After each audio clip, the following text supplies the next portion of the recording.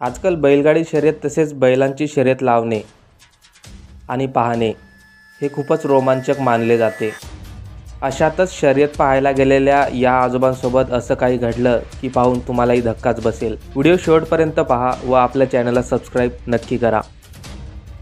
आजोबा बैलांची शर्यत पाहण्यासाठी थेट पहिल्या लाईनमध्ये जाऊन थांबलेले, पण बाजूने जाणारा बैल अचानक बिथरला व त्याने आजोबावर हल्ला चढवला। बैलाने आजोबाला थेट शिंगावर उचलत नंतर खाली लोळवले।